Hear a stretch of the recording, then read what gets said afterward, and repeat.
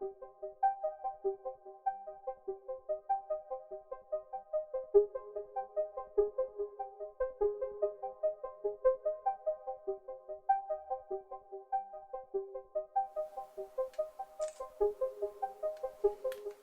everyone, and welcome to PhD Studios, and welcome to my unboxing of this camera right here, the Instax Wide EVO. And this is the Instax Mini EVO, and this is kind of the camera, I don't want to call it that started it all, but this is the camera that the Leica Sofort 2 is based on. And this was a really huge hit for Fujifilm as well as for Leica. And talking to Fujifilm, they said that this camera, I think, it had like the highest percentage of male photographers, because Instax, if you could tell by the colors and the looks of a lot of the Instax, especially the mini cameras, they come in pink and baby blue and yellow, large female consumer base, and that's fantastic. The #1 photo product on Amazon often is Instax film itself, but this was a hit amongst male photographers, and even with my wife, this is her favorite Instax camera, is the Mini EVO. For me, these digital Instax cameras, I was never a huge fan of. My favorite Instax camera of all time is the SQ6, and this is an analog one, but it does have all the different features. It has a /20 for tripod photography. I love this camera here, and this is my favorite. I do like the size of the camera as well as the size of the print. Now, I do like the larger ones as well. Here I have the Instax Wide 300 from Fujifilm, and you can see this camera is a chonker because this is an analog camera. And basically the film format, here's a wide print right here. This is like medium format. It's quite large, like this, and because of it, you need a lot of space to make it work. And so as much as I liked Instax Wide, the square is my favorite. Now, even Mint Camera, they made, this is look at this here. This is like prototype number 17 bigheadtaco. And I was one of the first ones to be testing this camera. Same thing, beautiful camera, actual rangefinder focus here. You got aperture control, you got manual focus. But again, look at the size. It's smart that they made this with the bellows, so you can make it reasonably compact when you're traveling with, but still pretty big and cumbersome if you're going to do this as an everyday carry. So I took this out every once in a while, but this was very specifically, I was taking Instax photos. And so finally, let's take a look here, is the Instax Wide EVO. It is a digital camera like the Mini EVO, but I think for the size, I mean, look at the size of this box. And look at the size of their own. So I think this is going to be maybe the great balance of size, portability, as well as creativity. So let's start the unboxing now. I have not yet opened this up. Okay. Oh wow, packaging is really cool. Look at that. Opens up. Ba-da! Cardboard. Looks like it's even wrapped in cardboard, which is pretty cool. And you get these accessories. You get USB A to C for charging. You get a strap here, but I'm gonna just use my own, but not too bad. Even says Instax on it. Then you have all this info on the apps, and here's an actual printed manual, which is great. Alright, so we're gonna look at all of this a little bit later. Let's pull out the camera itself. I mean, I'm looking at the size of this already. I'm going to compare it with my SQ6, but so far, I'm pretty excited at this camera here. How do I have to rip this open here? I think maybe I have to rip this open. Alright, let's tear this open. Better than using plastic, right? Alright, you guys ready?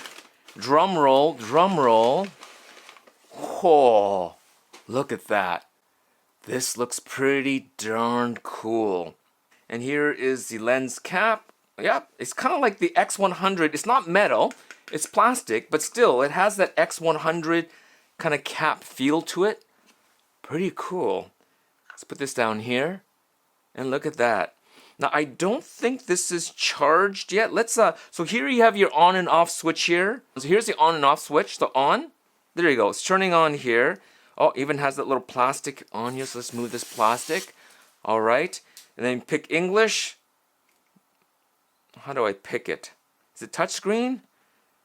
Do I hit menu? Okay, there you go. Okay, and then okay. Here we go. So now we got the camera going, but let's just turn this off for now.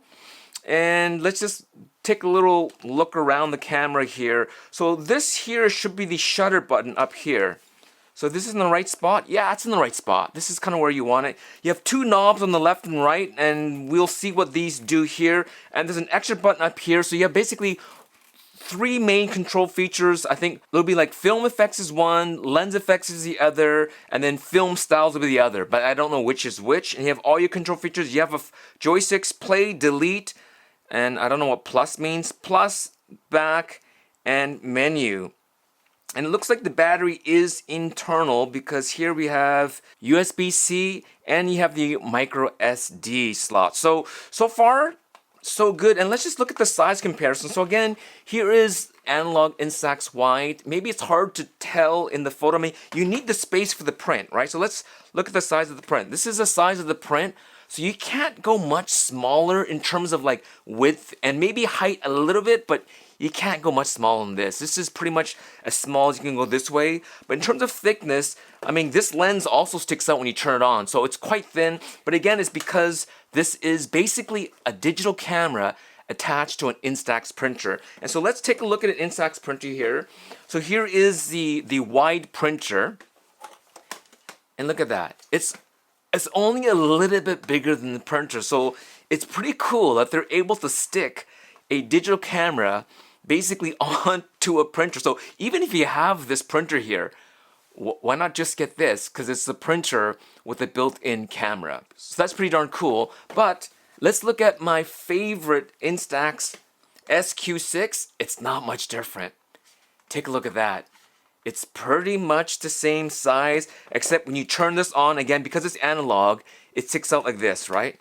So when it's on and ready to shoot, it's quite a bit bigger, and this is a wide format. So let's take a look again at the format difference here. So this is the square, and this is the wide, and this is the mini. But a lot of people don't know this, maybe some do. If you could see, it's actually off the same roll. See that? It's the same size. It's just basically, it comes off of a roll when they're processing it, right? And this is called integral film. The negative and the positive are built in with the chemist. Right here is where the chemical pack is.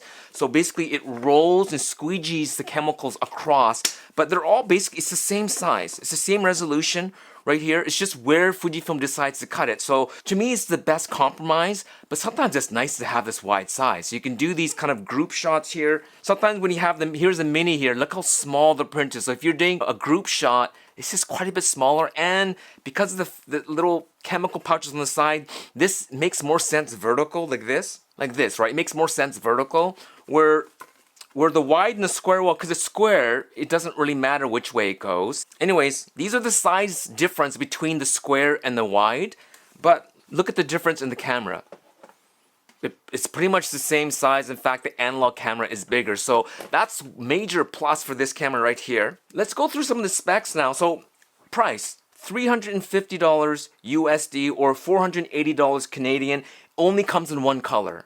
At least for now. It's in this kind of gunmetal gray with a kind of a, it's not even a leatherette because it's still plastic. So it's kind of like contrasting. It looks like a leatherette, but it is not. So it's like a gunmetal silver gray with this matte black. And the whole thing is plastic. I don't think there's any metal on here, but it doesn't feel cheap, especially the dowels here. It feels nice.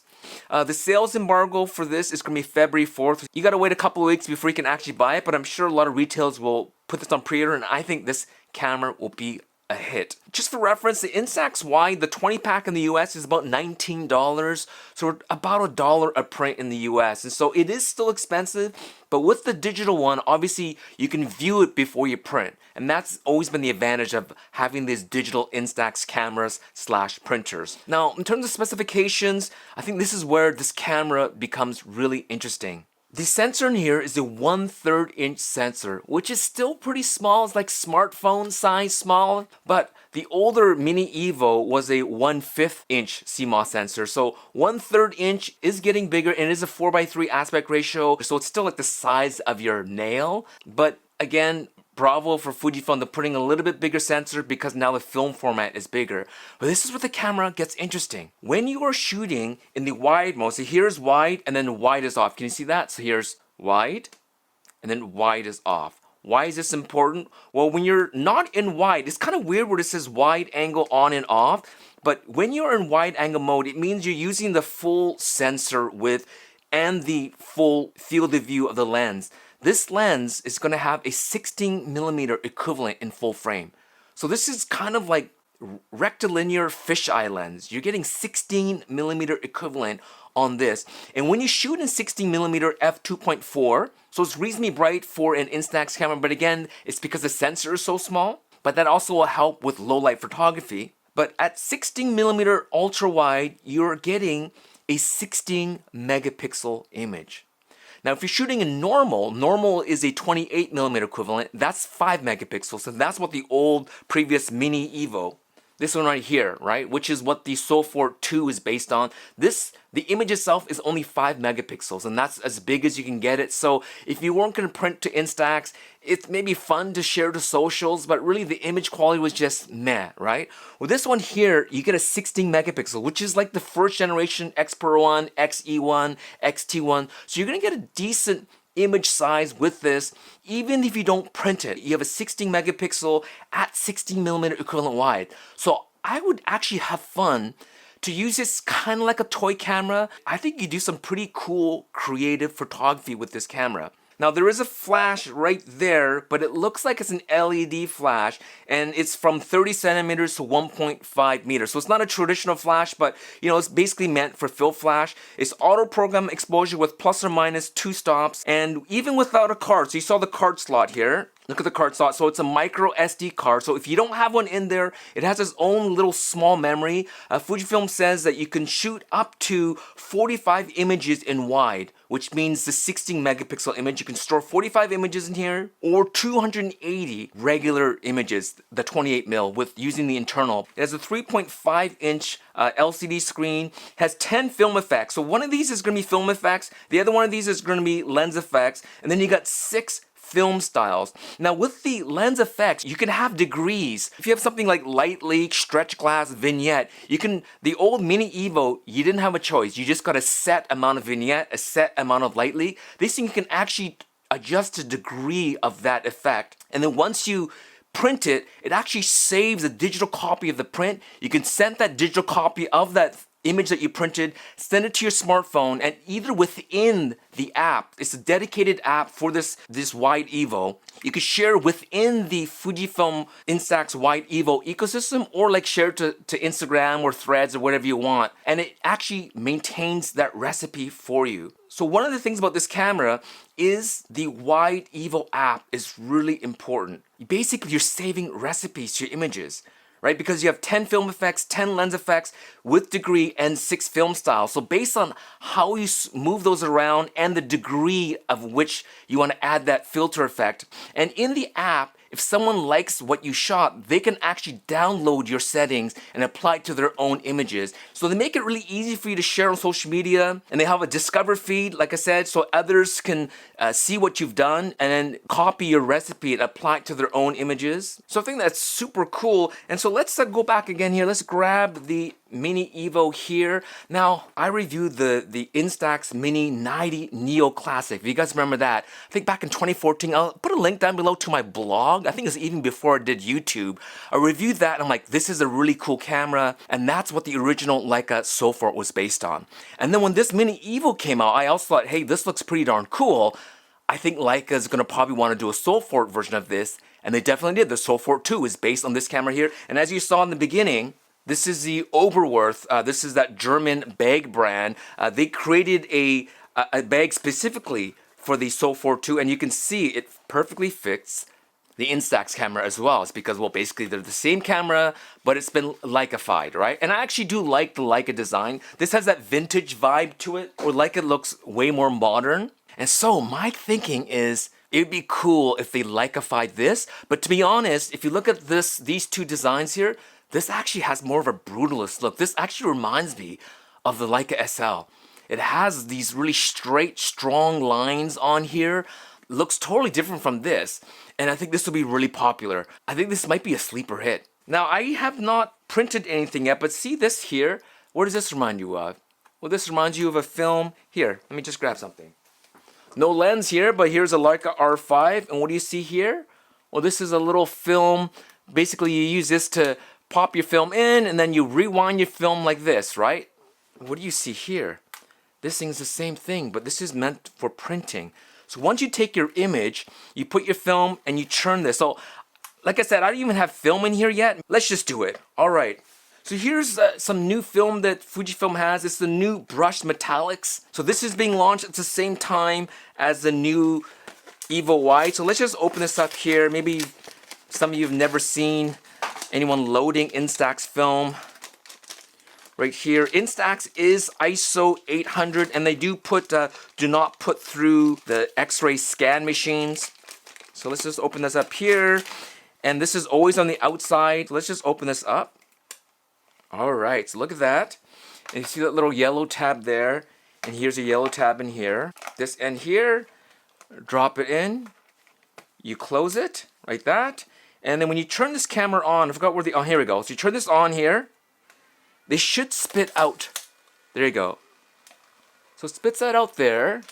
Hey guys, so this is just an insert to my video. I decided to actually test and make some prints here. And this is just today at Maxim's Bakery and Restaurant. I went down there, met up with Chris Meets Chris, and I took a few photos. And so let's just show you a couple of sample prints. This is the new brush metallics film, and I didn't realize that different colors come out. You don't know what's going to come out. And this one here, look at this, with Chris, with the flare, I think called lens flare. This turned out actually pretty sweet. And then here is me last night after I finished shooting the video, and I thought, hey, I want to just test this out and do a print here. So I'm kind of addicted to this flare. And in the app, this is actually an older photo that I took. And if it's on your camera roll, again, like I said, you can use the camera here basically like an Instax printer, right? Just send your photos from your smartphone. Doesn't matter what camera you have, even if it's your Leica, your Canon, or your Sony, and just send it. This is actually off the DJI Pocket Osmo, which seems kind of like cartoony almost. It seems almost fake, but on an Instax printer, it actually prints pretty darn good. And I'm actually enjoying this brushed metallics film. And so let's look inside here. So turn it on like this. So I've already figured out most of the features on here, so let's just look in here. So on your left side, you have all your little special features. So this one here is one of my favorites called Light Leak, and you use the front here to go through the different ones. And it looks like, I mean, look, it says 0 to 100. I think I was told by Fujifilm there's 6 variants or 6 different degrees, but 6 different degrees of how many different variants. And look at this. Looks like look how many different types of light leaks there are.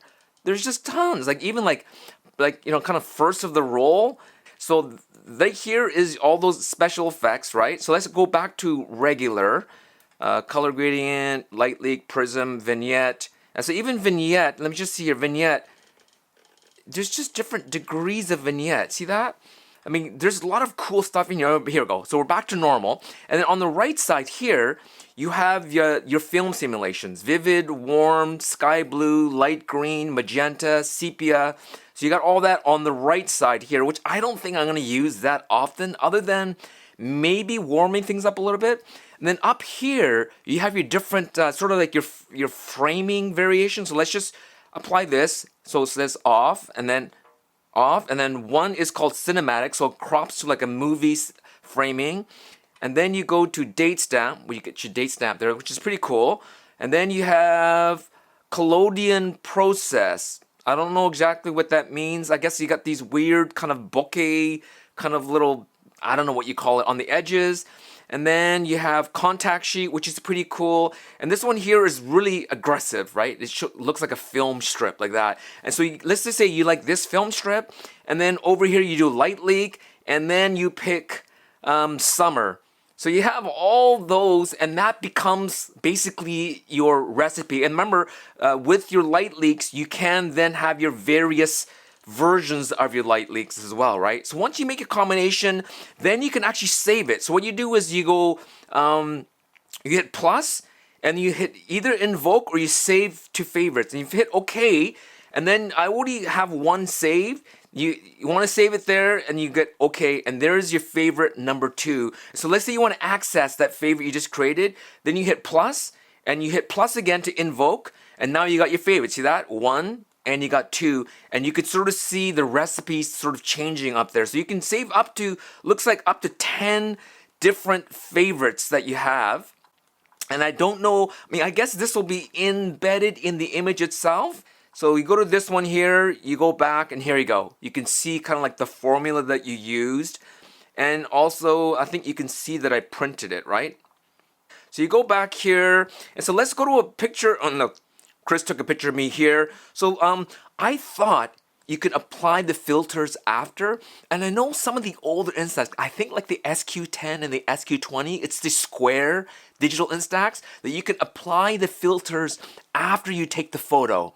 You can't do that with this. I would highly recommend Fujifilm to do that. I think that's part of the fun part, but I guess at the same time, it also makes it more like Instax, and you can't just play with all the filters and then, you know, you take one photo and you apply 30 different filters. Maybe you just spend all your time in here, or maybe you can do it in app later. I don't know. The app is not even final yet, so I can't really tell you if you can or can't, but I'll get back to you on that. And so let's go to a picture here that I want to print. Let's here. So I took a picture here of Michelle. So let's if I want to print this, hit menu OK, and let's just see here. You can punch in on the image if you want to, like you can zoom in and make it tighter if you wish. Here we go. So here's print, and I hit OK. And I guess they don't let you do this, do they? Let me see here. What's happening here? Do I need to? No, see, when it comes to this, it does it for you automatically. So maybe we need to, here we go. So it's coming out here, and it looks like it's kind of a more of a silver metallic here. So let's put this face down. It'll take about 5 minutes. I actually did print this image out for Michelle, and I gave it to her. I want to show a picture in real time, what it looks like. So let's, I'll be right back. All right, so I'm back. Here is the image I just took, and I think if I just turn this, let's see what happens. There you go. See, you turn this a few times, and look at that. So it's kind of, you don't need to do it. It just allows you to engage with the camera so you can print. So now this print is coming out, and don't shake the Polaroid, guys. That's when it was peel apart and you're actually trying to dry it. You should be putting it face down away from light. Basically, there's a chemical pack in here, and you just squeegeed it up, and the less light it hits, the better as it's developing. So put it face down. Usually I put it in my back pocket, and this is the film I was talking about here. This is the brush metallics. This is being launched at the same time as this camera here. So again, like I said, guys, this is the test flight version of the app, so this is not final. I don't know if Fujifilm said I can't share the screen, but it says connected. And now if I swipe right, I can see what images I've printed. See that? So I've showed you these photos here. It doesn't know the other images I just printed because I think I have to upload the print history here. Actually is a remote printing as well. So you can use this as a, right here. See that? Now it's looking around my studio. So I was able to do selfie pictures as you may have saw before. So let's just go back here. And this here is the discovery feed I mentioned. And these are like other people's photos. I don't think this is real though. And of course you can do direct print from here and print from your own camera roll, which is pretty darn cool. Anyways, let's shut down my iPhone just in case I wasn't supposed to show you. And now let's take a look at these images that we just printed here. So this here is the picture that I actually printed this out and gave it to Michelle. And again, the beauty of this digital Instax is, of course, you do have a digital backup here as you saw on my phone, but as well, I can make more prints. So if you do a group shot of 3 or 4 friends, you can print it out 3 or 4 times. Where with these older analog ones, you had to actually take 4 images to give 4 different prints. And then here is the one I just did in my studio, the fake film strip here. And as you saw, you get different color. Like I like this gold one of Chris. Obviously, these images are highly stylized other than this one here, but this is a lot of fun. And so I don't know if there's anything else I can show you on this camera. I should probably send you back into my main video, but I'm gonna have a lot of fun playing with this. This is again just my unboxing and first look at this. Even the app is not yet ready. I have the test flight version of this, and so on the day of launch, the actual app will come out. So I'm gonna actually be playing with it, and then you'll see me using this. And for the size, it's not overly big that I don't mind carrying this around with me. So I actually wrote a list of my pros and cons for this camera. So number one pro is finally there is a compact Instax wide camera, even though it is not analog. But again, there are just physical limits to creating an analog Instax camera that we want as compact as possible, and it's just not possible. So this is the compromise you have to do to make it this small. It has a useful 16 megapixel image with a 60mm ultra wide angle lens. So I'm gonna have fun even if I don't print the image. I'm gonna have fun playing around with it. I know it's gonna have limits. It's only a 1/3 inch sensor, but at least this is the first Instax digital camera that has decent megapixels. And implementing social media, recipes, the app concept, we'll see how that all works out, but I think it's a really great direction to have a digital camera with an analog printout, and then the ability to share your recipes, share your photos, and be able to engage with others. I hope it does well for Fujifilm. Now for the cons, hey guys, again, this is another insert. A couple of things I wanted to add to the pros and cons. For cons, or even just things to improve, is that when you connect this to your smartphone, I wish it allows you to sync time and date. And at least for the version that I have, and again, Fujifilm said the firmware is not final, so maybe it will do it. But if it doesn't, then just a suggestion that when you connect the Wide EVO to your smartphone, it'd be nice if it says, would you like to sync the time and date? That'd be great, especially when you're traveling. I think it's nice so that when you go overseas, again, sync the time and date, because you can add that, you can add date stamp, which is kind of cool right there, right? There's your date stamp. So having to do it manually is not so great. And also, as I mentioned, like the older SQ10, SQ20, I think those were the models. You can add the filters and the lens effects and all those things. You can add it in post. I think that's also a great option, but I understand why Fujifilm says no, we want you to do it before you take a photo, which is kind of what makes the image sort of spontaneous. Then that's fine, you can just take multiple images, but I think that'll be fun. And finally, with the app, I wish that Fujifilm will put all the apps together, because now Fujifilm has, like in the X app, it's for all your cameras, right? Well, with Instax, it's all different. There's an app for the printers, there's an app for the Mini EVO, there's an EVO Wide app, I think there's, what was the other one? Instax Lil Mini Player, something like that. That one has its own app, so there's like 6, 7 different apps. It'd be cool if they made one app for all Instax cameras. So Fujifilm, can you make one Instax digital app for all your printers and all your cameras? You register what camera you have, and then all those features will be downloaded to your app. And then that way people can share images and be part of that community even if they don't buy the Instax Wide. I don't like the script there. See, with that Wide EVO, I don't think it fits the camera. I'd rather it be more blockish and a little bit more aggressive. And then one last thing is, wouldn't it be cool if Fujifilm actually put like an APS-C or put a bigger sensor in here, put in a first generation APS-C sensor, either imagine having an X mount and actually be able to put your own lenses, or forget X mount, just have a fixed lens and actually have a built-in wide or square printer into a X series camera. Would that be cool? Check back a little bit later. Check my Instagram, check my threads as I play around with this. I'm super happy that this is out. I think this is going to be a sleeper hit for Fujifilm. I love shooting Instax. I don't really show a lot of Instax images because a lot of it is for family and friends. Oftentimes when I take out an Instax camera, it's because I want to share images. It's not about being creative as much as being able to share. So I'll go on a trip, I want to be able to take pictures and give them to people right away. And that's primarily why I carry an Instax, and primarily why I have an Instax printer. But now, since it's about the same size as a printer anyways, then who cares? Just take this everywhere I go. I can use this just as a straight up printer, but now that I have 16 megapixels, now that I have a wide printer, I could do some really cool creative stuff with this, so I can share, but as well as be creative, and as well as have just something cool to have with me at all times. And so thank you so much for watching. Thank you Fujifilm Canada for sending this to me. Look for my long-term review coming up in the next couple of weeks or maybe even a month as I play around with this. Thanks for watching and happy shooting.